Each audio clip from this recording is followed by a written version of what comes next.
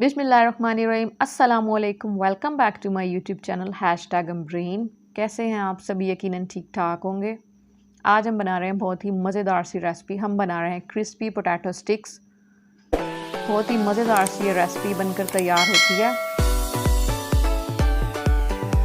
मैं आपको इसको तोड़ कर दिखा देती हूँ। इसकी आवाज़ आप सुन सकते हैं, कितनी क्रिस्पी इसकी आवाज़ है।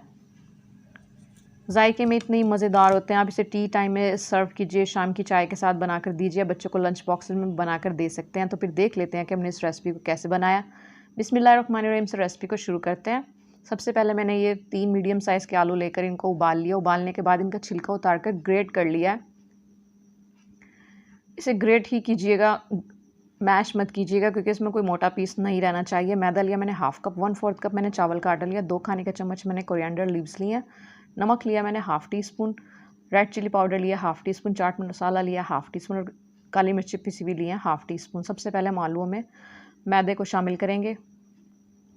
इसके बाद चावल के आटे को भी डालेंगे, कोरिएंडर लीव्स को डालेंगे, नमक भी डाल देंगे, ड्राई स्पाइसेस भी शामिल कर देंगे।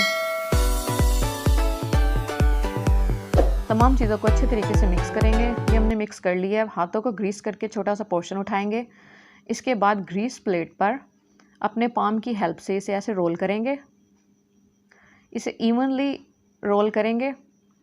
रोल करने के बाद इसकी साइडें ऐसे सेट कर लेंगे।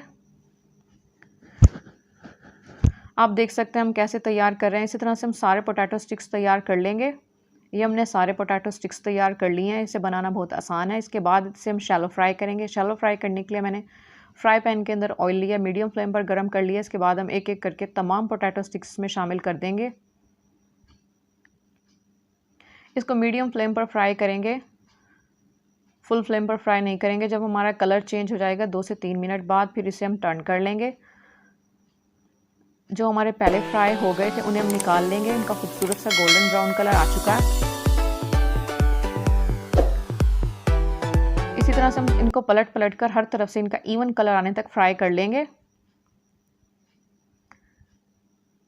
अल्हम्दुलिल्लाह से हमने ये पोटैटो स्टिक्स तैयार कर ली हैं। तैयार हैं हमारे मज़ेदार से पोटैटो स्टिक्स। बहुत ही मज़ेदार से बनकर तैयार होते हैं। उम्मीद है आपको रेसिपी अच्छी लगी। अगर अच्छी लगी है तो इसे लाइक करें, शेयर कीजिए, मेरे चैनल को सब्सक्राइब कीजिए। सब्सक्राइब के रेड बटन को प्रेस करने के बाद घंटी को प्रेस कीजिए। उसके बाद ऑल नोटिफिकेशन को सिलेक्ट कर लीजिए, ताकि मेरी आने वाली हर नई वीडियो का नोटिफिकेशन सबसे पहले आपको मिले। और ये बिल्कुल फ्री है। आपने इस रेसिपी को ज़रूर ट्राई करना है और कमेंट करके बताना है कि आपको वीडियो कैसी लगी। मिलते हैं नेक्स्ट वीडियो में, तब तक के लिए अल्लाह हाफिज़।